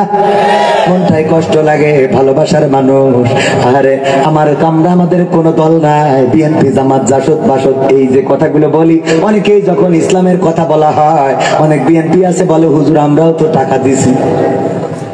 যদি বলি ইসলামের পক্ষে কারা হাত উঁচু করেন, মানে যদি বলি এখানে না, যেখানেই বলি ইসলামের পক্ষে কারা হাত উঁচু করেন, সবাই হাত উঁচু করে। বিএনপির নেতা কানে কানে কয় হুজুর আমরাও তো টাকা দিছি, আমাদের জন্য একটু হাত। আমরা তো ইসলামের জন্য হাত উঁচু করেছি, জামাত ইসলামের জন্য না। কথা কয় জামাতের জন্য হাত উঁচু করাবো কেন? কিসের জন্য হাত উঁচু করাবো? আমি বলেছি এই দেশে যদি শেখ হাসিনা ইসলাম কায়েম করতে চায়, ইসলাম কায়েম করার আন্দোলন করে, শেখ হাসিনা যদি আল্লাহর জমিনে আল্লাহর দিন প্রতিষ্ঠার জন্য নেতৃত্ব দেয়, সেই শেখ হাসিনাকেও আমাদের এই দেশে এনে তার নেত্রী মানতে অসুবিধা আছে? একজন বলছে না মানবো, কেন বলছে হাসিনাতে ইসলাম কায়েম নেবো না? এত রাগ হাসিনাতে নেবো না। আমার বক্তব্য হলো, যদি বাংলাদেশে আওয়ামী লীগ চায় আল্লাহর জমিনে আল্লাহর কোরআন কায়েম করে দিবে, সে আওয়ামী লীগ করতে আমাদের কোনো আপত্তি কি আছে? যদি বিএনপি চায় আল্লাহর জমিনে আল্লাহর কোরআন কায়েম করে দিবে, আল্লাহর জমিন চলবে আল্লাহর আইন দিয়ে। আল্লাহ চোরের আইন দিয়েছেন, হাত কেটে দাও, ছিনতাইকারীর এক পাশের হাত অপর পাশের পা কেটে দাও, ধর্ষণকারীর মাজা পর্যন্ত কেটে দাও, ইট পাথরে নিক্ষেপ করো, যদি কেউ খুন করে তাকেও খুন করে দুনিয়া থেকে বিদায় করে দাও। যদি রক্তপণ নিতে চায় পরিবার ক্ষমা করে, সেটা ভিন্ন কথা। ওগো আমার ভাইয়েরা, এইভাবে যদি আল্লাহর জমিনে আল্লাহর দ্বীন কায়েম করার জন্য বিএনপি ভূমিকা রাখে, সেই বিএনপি করতে আমাদের কোনো আপত্তি আছে? কিন্তু এই বাংলার জমিনে যদি আল্লাহর কোরআনের বিরুদ্ধে, আল্লাহর রাসূলের বিরুদ্ধে, ইসলামের বিরুদ্ধে জামাত ইসলাম দাঁড়ায়, ওই জামাতের বিরুদ্ধে কথা বলতে আমাদের কোনো আপত্তি আছে নাকি? না, আপত্তি নাই। আমাদের মেসেজ ক্লিয়ার, আমরা কোনো বিএনপি জামাত আওয়ামী লীগ নয়, আমরা আল্লাহর পক্ষে, রাসূলের পক্ষে এবং আল্লাহর পছন্দের দিন, ইন্নাদ দীনা ইনদাল্লাহিল ইসলাম। আল্লাহ বলেছেন আমার মনোনীত বিধান হলো ইসলাম, সেই ইসলামের পক্ষে কথা বলি, বলেন ঠিক কিনা? ঠিক না বেঠে? এখন স্লোগান উঠেছে, সব দল দেখা শেষ, আগামীতে হবে দাড়ি টুপির বাংলাদেশ। ঠিক না বেঠে? কারণ সবাইকে তো দেখলাম, ইংরেজদের শাসন দেখেছি প্রায় 200 বছর, তারা শান্তি দিতে পারে না। এই দেশের মানুষের উপরে জুলুম করেছে, নির্যাতন করেছে, শান্তি দিয়েছে, হত্যা করেছে, খুন করেছে। তারপরে আবার 47-এ দেশ ভাগ হলো। 1947-এ মুসলমান অধ্যুষিত অঞ্চল হলো পাকিস্তান, হিন্দু অধ্যুষিত অঞ্চল হলো হিন্দুস্তান। আর হিন্দুরা যারা মুসলমানদের মধ্যে ছিল, অনেকেই সম্পদ হারিয়ে চলে গেল হিন্দুস্তানে। আর মুসলমান যারা হিন্দুস্তানে ছিল, তারাও তাদের সম্পদ হারিয়ে চলে আসলো পাকিস্তানে। কেউ পূর্ব, কেউ পশ্চিমে। আসার পরে 24টা বছর তারা শান্তি দিতে পারে নাই। তারা বলতো আমাদের এই শিশু রাষ্ট্র, এই শিশু রাষ্ট্রে একটু সুযোগ দিতে হবে। 24টা বছর 2 যুগ পার করেছে, কিন্তু সেই শিশু রাষ্ট্র আর বুড়া হয় নাই। ঠিক না বেটে? আমাদেরকে শান্তি দিতে পারলো না, যার কারণে 71-এ জনগণ ফুসে উঠলো, রাজপথে সংগ্রাম করলো, লড়াই করলো, জীবন দিল, শহীদ হলো। 71-এ একটি লাল সবুজের পতাকা আনলো, মানচিত্র আনা হলো। স্বাধীনতার 53 বছর পার হয়ে গেছে। বলেন দেখি, যে বাংলাদেশে ধর্ষণ মুক্ত সমাজ গড়তে চেয়েছিল, জুলুম মুক্ত, খুন মুক্ত, হত্যা মুক্ত, ধর্ষণ মুক্ত, জেনা পাপাচার মুক্ত, সেই সোনার বাংলাদেশ কি আজ পর্যন্ত গড়তে পেরেছে? আজ পর্যন্ত গড়তে পারে নাই। আমাদেরকে স্বপ্ন দেখানো হয়েছে। কেউ বলেছে আমরা সোনার বাংলাদেশ গড়বো, ঠিক না বেঠে? কেউ বলেছে সোনার বাংলাদেশ গড়ে দেব, কেউ বলেছে নতুন বাংলাদেশ গড়ে দেব, কেউ বলেছে গ্রিন বাংলাদেশ গড়ে দেব, কেউ বলেছে ডিজিটাল বাংলাদেশ গড়ে দেব, কেউ বলেছে স্মার্ট বাংলাদেশ গড়ে দেব। বলতে যে স্টেজ ভেঙে, ঠিক না বেঠে? ডিজিটাল বাংলাদেশ, স্মার্ট বাংলাদেশ, সোনার বাংলাদেশ, নতুন বাংলাদেশ, পুরাতন বাংলাদেশ, সব আমাদের দেখা শেষ। এখন আমাদের দাবি হলো, যেহেতু সোনার বাংলা দিয়ে শান্তি দিতে পারো নাই, সবুজ বাংলা দিয়ে শান্তি দিতে পারো নাই, নতুন বাংলা দিয়ে শান্তি দিতে পারো নাই, ডিজিটাল বাংলা দিয়ে শান্তি দিতে পারো নাই, স্মার্ট বাংলা দিয়ে শান্তি দিতে পারো নাই, এখন আমাদের দাবি হলো, আগামীতে আমরা দেখতে চাই আগামীর বাংলাদেশ আল কোরআনের বাংলাদেশ, ইসলামের বাংলা দিয়ে দেখবো শান্তি আসে নাকি আসে না। আপনারা রাজি আছেন না?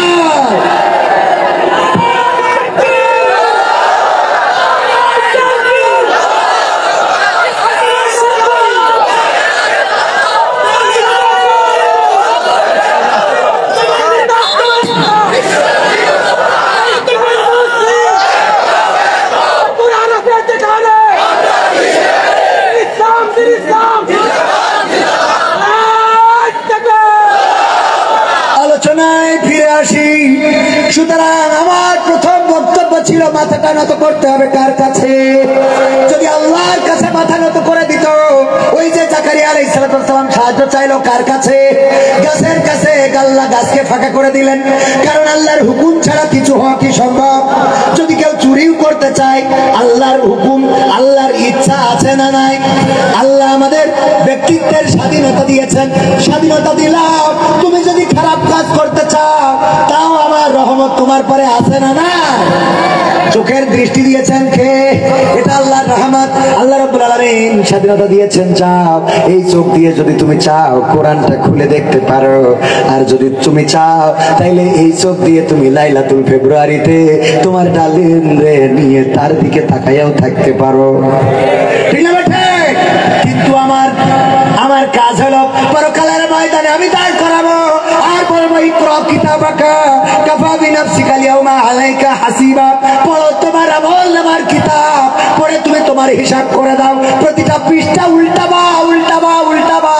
ভালো কাজ যদি খুঁজে না পাও, বিপদে পড়ে যেতে হবে না? হবে না? সব পৃষ্ঠায় পৃষ্ঠায় অন্যায়, অপরাধ। আমি মাঝে মাঝে বলি আমার কত অপরাধ আছে।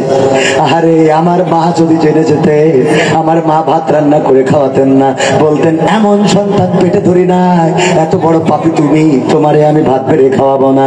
আমার বাবা যদি জেনে যেতেন, আমার বাবা ঘাট ধরে বের করে দিতেন, বলতেন এই বাড়িতে তোর জায়গা নাই, নাই, কুলাঙ্গার সন্তান, এত বড় পাপের পাপী তুই। যদি আমার স্ত্রী আমার অপরাধ জেনে যেতেন তাহলে আমার স্ত্রী আমার সাথে সংসার করতেন না, আমাকে বলতেন আরে যেই মানুষটারে আমি ফেরেশতা মনে করতাম সেই মানুষটার মধ্যে এত অপরাধ এত পাপ। যদি আমার সন্তানেরা আমার অপরাধ জেনে যেত তাইলে বাবা বলে ডাকতো না, বলতো বাবা তোমারে বাবা ডাকার জন্য ঘৃণা হয়।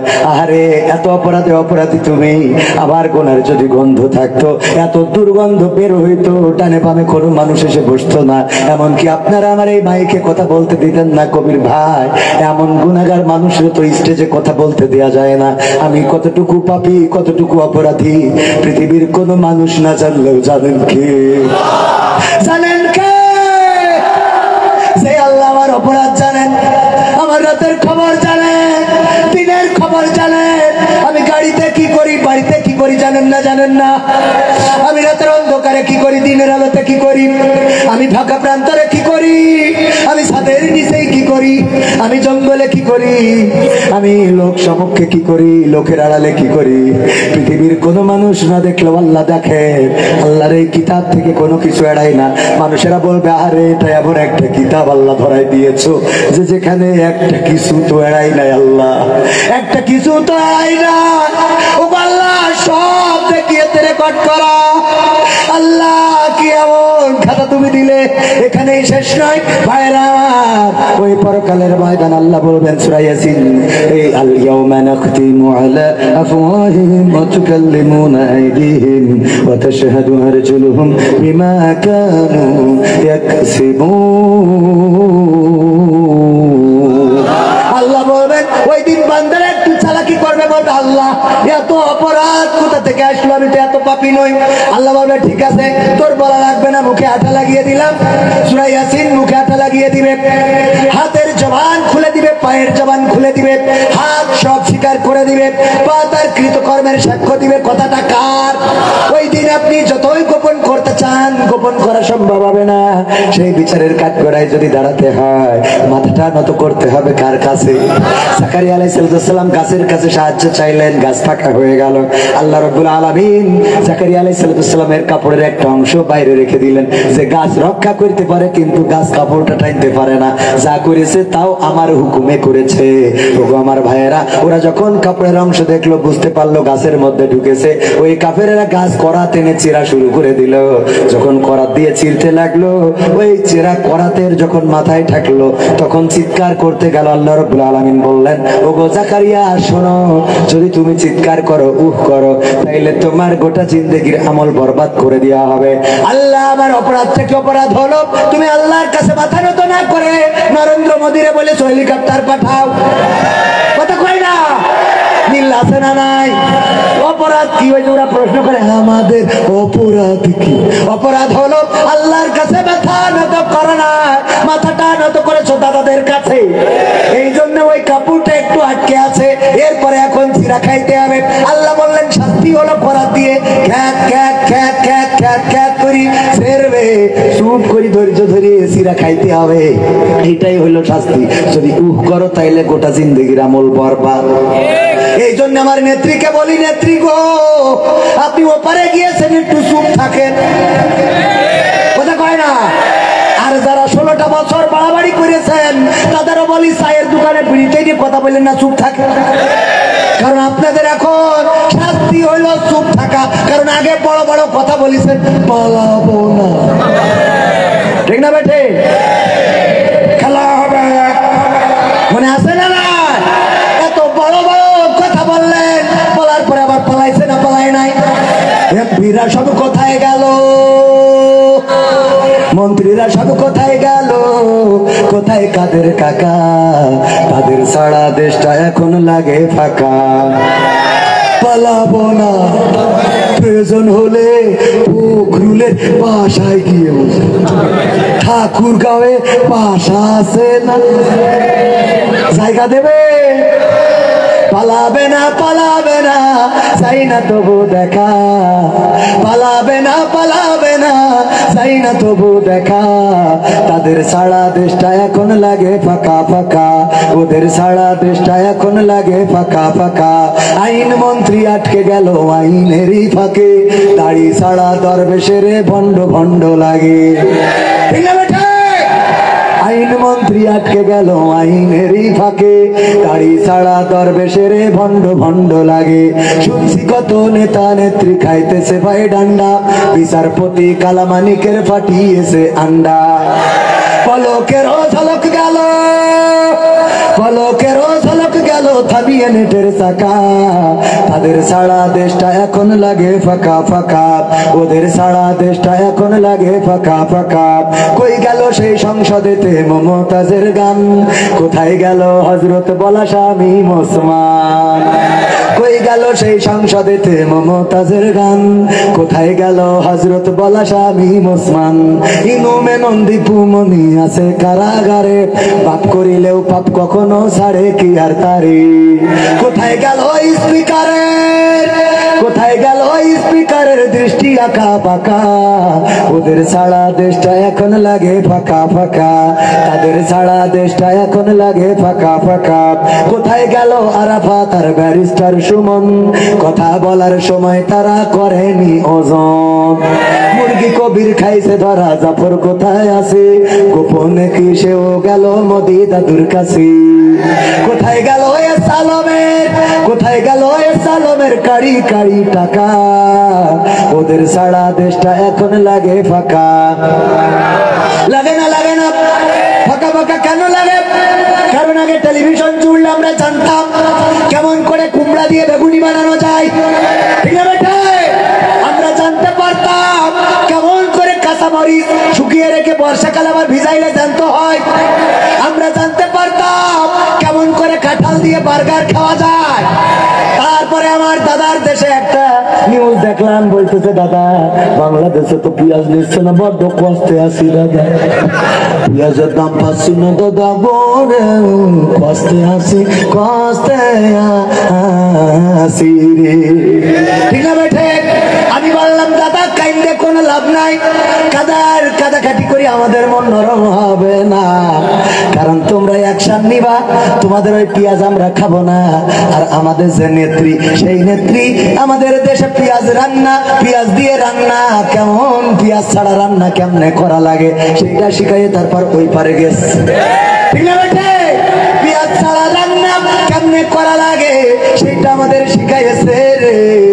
তোমাদের দেশে আছে দয়া করে সামলাইলো না, যদি তোমাদের দেশে সেই রান্নার টিপসটা শিখাই দেয় তাইলে কিন্তু তোমাদের দেশেও পেঁয়াজ চলবে না রে। ঠিক না বেটে? যা দাদা দাম পাচ্ছ ওই দামে খুশি থাকো, তা না হলে সমস্যায় পড়ে যাবে। ঠিক না বেটে? ভাইয়েরা আমার, কত কথা তো মন বলে, বলা কথা কি শুনতে রাজি আছেন আপনারা? পাগল কানকে আমি তো হইলো ছোট বক্তা, আমার তো ওইভাবে আমি তো অত ভালো বক্তা না, বক্তা যেটা সেটা আসতেছে ইনশাআল্লাহ। বলেন কি আল্লাহ? ইনশাআল্লাহ। ওইটার ওয়াজ শুনতে হবে কুপাকুপি করি, আল্লাহ কবুল করুন। বলেন আমি। আমার বক্তব্য হলো এই বাংলাদেশে 1952-তে তাওহীদি জনতা রক্ত দিয়েছে, আজকে নাহিদ পদত্যাগ করেছে, দেখেছেন কিনা আপনারা? নাহিদ ইসলাম পদত্যাগ করেছে। তাও হোক, অনেকেই কয় রাজনীতি, নতুন রাজনৈতিক দলে নেতৃত্ব দেওয়ার জন্য পদত্যাগ করেছে, তাও করুন, অন্তত পদত্যাগ তো করেছে। আমাদের দেশে পদত্যাগ করার সংস্কৃতি চালু নেই। ঠিক না বেঠি? পদত্যাগ, ওর যদি মাইরেও ফেলে ও মরি যেতে শিকার, কিন্তু পদত্যাগ করতে নেই। তো আমাদের নাহিদ তো অন্তত পদত্যাগ করে মন্ত্রিত্ব ছেড়ে রাজপথে এসেছে। রাজপথে আসলে জেল জুলুম আছে না নাই? ওয়েলকাম জানাচ্ছি, স্বাগতম জানাচ্ছি যে নাহিদ ইসলাম মন্ত্রিত্বের পদ পদবি ছেড়ে সাধারণ মানুষের কাতারে এসে দাঁড়িয়েছে। সে নিজের রাষ্ট্রের গাড়িগুলো ছেড়ে, পতাকাওয়ালা গাড়ি ছেড়ে সাধারণ গাড়িতে উঠেছে, জনগণের কাতারে দাঁড়িয়েছে। আমরা প্রত্যাশা করি নাহিদ ইসলাম এই বাংলাদেশে আন্দোলনের সময় যেমন নেতৃত্ব দিয়েছে, সুন্দর সুখী সমৃদ্ধশালী একটি বাংলাদেশ গড়ার জন্য নেতৃত্ব দিক। বলেন ঠিক কিনা? কিন্তু যদি দুর্নীতিগ্রস্ত হয়ে পড়ে, যদি দাদাদের কাছে মাথা নত করে ফেলে, তাহলে এমন আন্দোলন, এমন বৈষম্য বিরোধী ছাত্র সংগঠনও আমরা বাংলাদেশে রাখতে চাইবো। আমাদের বক্তব্য স্পষ্ট, যারা দেশের পক্ষে, ইসলামের পক্ষে, কোরআনের পক্ষে, আমরা তাদের পক্ষে, ঠিক না বেঠে? আমরা বলতে চাই, তাওহীদি জনতা নিয়ে কটাক্ষ করা যাবে না। এই বাংলাদেশে প্রতিটা আন্দোলনে রক্ত দিয়েছে এই তাওহীদি জনতা, মাদ্রাসার ছাত্ররা। আমাদের দোষারোপ করা হয়, যদি ইসলাম ক্ষমতায় আসে তাহলে হিন্দুরা, সংখ্যালঘুরা নির্যাতনে পড়ে যাবে। 5 তারিখের পরে আমার মাদ্রাসার ছাত্ররা, হাফেজে কোরআনেরা, আলেম ওলামারা, তারা মন্দির পাহারা দিয়ে প্রমাণ করে দিয়েছে এই আলেমদের কাছেই সংখ্যালঘুরা নিরাপদ। বলেন ঠিক কিনা? সুতরাং ষড়যন্ত্র করে কোনো লাভ নাই, ষড়যন্ত্র করে কোনো লাভ হবে না। ইসলাম কি জিনিস সেটা হিন্দু, বৌদ্ধ, খ্রিস্টান বুঝেছে, এই জন্য অনেক হিন্দু এখন আবার ইসলামী দল করে, ঠিক না বেঠে? শুধু তাই নয়, চরমনায়ের বড় মাহফিলে দেখলাম বৌদ্ধদের নেতা, তাদের ধর্মযাজক সেখানে এসে ভাষণ দিয়েছে। শুধু ভাষণ দেয় নাই, কোরআন থেকে আয়াতে কারিমা উল্লেখ করেছেন, কুল্লু নাফসিন যায়িকাতুল মাউত, প্রত্যেক প্রাণীকে মৃত্যুর স্বাদ গ্রহণ করতে হবে। এই আয়াতের পরে বক্তব্য দিয়েছেন। এখন হিন্দুরা, বৌদ্ধরা, খ্রিস্টানেরা, সংখ্যালঘুরা সবাই বুঝতে শিখেছে এই দেশে তাদের নিরাপত্তা যদি পাইতে হয় ইসলাম ছাড়া বিকল্প নয়। কারণ ইসলাম কারো অধিকার হরণ করে না, বরং ইসলাম অধিকারকে ফিরিয়ে দেয়। বলেন ঠিক না? সেই ইসলাম যদি এই জমিনে কায়েম করতে হয়, 52-র মতো, 71-এর মতো, 2024-এর মতো রাজপথে যদি ঝাঁপিয়ে পড়তে হয়, কোরআন বুকে নিয়ে রাজপথে ঝাঁপিয়ে পড়ে যদি বাতিলের বুলেটের সামনে আবু সাইদের মতো বুক পেতে দিতে হয়, বাতিলের বুলেট যদি আমাদের বক্ষ ঝাঁঝরা করে, আমাদের রক্তে যদি জমিন ভেসে যায়, সেই রক্তের সাগরে সাঁতার কেটে কেটে একটি রক্তাক্ত বিপ্লবী কালেমার পতাকা বাংলার জমিনে উড়াতে রাজি কারা কারা দেখতে চায়?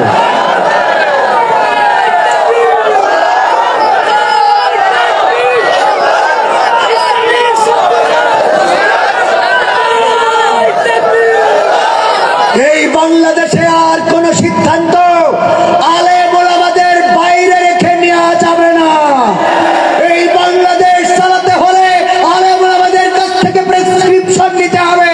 দাদার দেশের প্রেসক্রিপশন, আমেরিকার প্রেসক্রিপশনে বাংলাদেশ চলবে না। বলেন ঠিক না?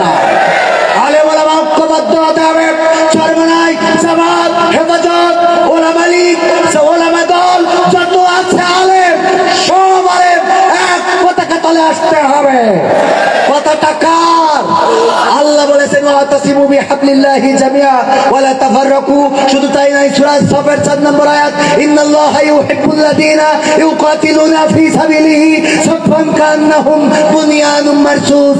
সেই আল্লাহ আমাদের বলেছেন, আল্লাহ তাদেরকে মহব্বত করেন যারা সীসা গালানো প্রাচীরের ন্যায় ঐক্যবদ্ধভাবে আল্লাহর রাস্তায় সংগ্রাম করে, আল্লাহর দ্বীন কায়েমের জন্য। আল্লাহ তাদের মহব্বত করে। সেই আল্লাহর মহব্বত পাওয়ার জন্য ঐক্যবদ্ধ হতে রাজি আছি না নাই? পাঁচকলি, বাটি, পাগড়ি, জুব্বা, পাঞ্জাবি, এটা এখন বিচার করার সময় নাই। এখন বিচার হবে আল্লাহ ও তার রাসূলের পক্ষে কারা, আল্লাহ ও তার রাসূলের বিপক্ষে কারা। এখন বিচার হবে ইসলামের পক্ষে কারা আর ইসলামের বিপক্ষে কারা।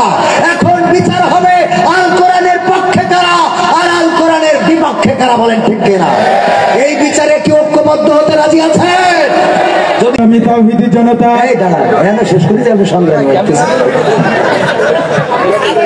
তুমি কথা বলা হয়তো কিন্তু বিদায় নিতে হবে না। সেদিন রাত 1টার সময় এক নেতা কথা বলবে, বলছে প্রিয় হাজারিন, হাজারিন থামান, আমি বলি দিছি ওইভাবে বলবো। রাত 1টার সময় হাজারিন খুলবে। একটা গান ভাইকে বসায় রেখে একটুখানি বিয়াদবি করে গিয়ে চলে যাবো, কারণ এই বছর আর বাগেরহাটে দেখা হবে না। গণতন্ত্র চিনি না আমি, জানি না গণতন্ত্র। মানে এই গানটা গাতি হচ্ছে কেন? আমার ইউটিউবার ভাইরা আবার একটু থ্যাম্বল মারতে পারবেন যে হাসিফ ভাইকে বসায় রেখে যে গান কুপান দিলেন, এতে করে ওখানে একটু ভিড় হয়ে যাবে। কি করবো কনসারি দেখি ঠিক রাখতে। গণতন্ত্র চিনি না আমি জানি না গণতন্ত্র, গণতন্ত্র দেখিনি আমি শুনেছি গণতন্ত্র, গণতন্ত্র চিনি না আমি জানি না গণতন্ত্র, গণতন্ত্র দেখিনি আমি শুনেছি গণতন্ত্র, গণতন্ত্র চিনি না আমি জানি না গণতন্ত্র, গণতন্ত্র দেখিনি আমি শুনেছি গণতন্ত্র। শুনেছিলাম আমি বাংলাদেশে গণতান্ত্রিক রাজা, যখন যারে মনে চেয়েছে ধরে দিয়েছে সাজা। শুনেছিলাম আমরা বাংলাদেশে গণতান্ত্রিক রাজা, যখন যারে মনে চেয়েছে ধরে দিয়েছে সাজা। কাউকে দিয়েছে ফাঁসির দণ্ড রেখেছে আয়না ঘরে, কাউকে আবার লাশ বানিয়ে ভাসিয়েছে সাগরে। কাউকে দিয়েছে ফাঁসির দণ্ড রেখেছে আয়না ঘরে, কাউকে আবার লাশ বানিয়ে ভাসিয়েছে সাগরে। করেছে সব কিসের জোরে, ছিল কি দাদার মন্ত্র? কেমন গণতন্ত্র ছিল, কেমন গণতন্ত্র, গণতন্ত্রের আড়ালে ছিল দাদার ষড়যন্ত্র। কেমন গণতন্ত্র ছিল, কেমন গণতন্ত্র, গণতন্ত্রের আড়ালে ছিল মোদির ষড়যন্ত্র। শুনেছি আগে নির্বাচনে লাগতো টাকার নোট, দেখেছি আমরা ভোট করিতে লাগেনি কোন ভোট। শুনেছি আগে নির্বাচনে লাগতো টাকার নোট, দেখেছি আমরা ভোট করিতে লাগেনি কোন ভোট। ভোটের আগে পাশ হয়েছে মন্ত্রী মিনিস্টার, লাগেনি মিছিল লাগেনি মিটিং লাগেনি তো পোস্টার। ভোটের আগে পাশ হয়েছে মন্ত্রী মিনিস্টার, লাগেনি মিছিল লাগেনি মিটিং লাগেনি তো পোস্টার। নির্বাচন কমিশন ছিল ইন্ডিয়ান গণতন্ত্র। কেমন গণতন্ত্র ছিল, কেমন গণতন্ত্র, গণতন্ত্রের আড়ালে ছিল রয়ের ষড়যন্ত্র। কেমন গণতন্ত্র ছিল, কেমন গণতন্ত্র, গণতন্ত্রের আড়ালে ছিল মোদির ষড়যন্ত্র। বিরোধী দল যারা সংসদে ছিল তারা ছিল পোষা ময়না, দেশ চলে পুড়ে হয়েছিল ছাই তবুও তো কিছু কই না। বিরোধী দল যারা সংসদে ছিল তারা ছিল পোষা ময়না, দেশ চলে পুড়ে হয়েছিল ছাই তবুও তো কিছু কই না। শাসনে ছিল না সততা নিষ্ঠা, বিচারের ছিল না মান, সংসদে বুঝি তাই শোনা যেত মমতাজের গান। শাসনে ছিল না সততা নিষ্ঠা, বিচারের ছিল না মান, সংসদে বুঝি তাই শোনা যেত মমতাজের গান। বিরোধী দল নাই ওটা তো ছিল ডিজিটাল ষড়যন্ত্র। কেমন গণতন্ত্র ছিল, কেমন গণতন্ত্র, গণতন্ত্রের আড়ালে ছিল দাদার ষড়যন্ত্র। কেমন গণতন্ত্র ছিল, কেমন গণতন্ত্র, গণতন্ত্রের আড়ালে ছিল ইন্ডিয়ার ষড়যন্ত্র। নায়েবে রাসূল কোরআনের পাখি বলতো মানুষ যারে, 13টি বছর সেই মানুষের রেখেছিল কারাগারে। নায়েবে রাসূল কোরআনের পাখি বলতো মানুষ যারে, 13টি বছর সেই মানুষের রেখেছিল কারাগারে। দিনের কথা বলতে গেলেই করতো গ্রেফতার, ইসলামী বই কোরআন হাদিস করতো যে উদ্ধার। ইসলামের কথা বলতে গেলেই করতো গ্রেফতার, ইসলামী বই কোরআন হাদিস করতো যে উদ্ধার। ও সবে নাকি থাকতো লেখা নাশকতার মন্ত্র। কেমন গণতন্ত্র ছিল, কেমন গণতন্ত্র, গণতন্ত্রের আড়ালে ছিল দাদার ষড়যন্ত্র। ঠিক না বেঠে? সুতরাং আগামীতে আর এই দেশে ষড়যন্ত্র করে পার পাওয়া যাবে না, কারণ বাংলাদেশের মানুষ সচেতন হয়েছে। তারা বুঝেছিল আমরা স্বাধীনতা পেয়েছি কিন্তু দাদাদের থেকে মুক্ত হতে পারি নাই। দাদার দেশের প্রোডাক্ট দাদার দেশে চলে গেছে। আগামীর বাংলাদেশ দাড়ি টুপির বাংলাদেশ। দেখা হবে আবার ইনশাআল্লাহ। আমার কথায় ভুল থাকলে আমার অজ্ঞতা মূর্খতা ক্ষমা করুন। আমার প্রিয় ভাই এম হাসিবুর রহমান, আমার প্রিয় ভালোবাসার মানুষ। এই বছর এখনো কোনো স্টেজে একসাথে হওয়া হয়নি। আজ আবার মনে হয় গত বছর আগের বছরও আমি আর ভাই ছিলাম একসাথে এই স্টেজেই। আল্লাহ রাব্বুল আলামিন আমার ভাইকে হায়াতে তাইয়্যিবা নসিব করুন। যতটুকু সময় নিয়েছি বেয়াদবি করে ক্ষমা সুন্দর দৃষ্টিতে দেখার অনুরোধ করে নিঃশর্ত ক্ষমা চেয়ে বিদায় নিচ্ছি। আসসালামু আলাইকুম ওয়া রাহমাতুল্লাহ।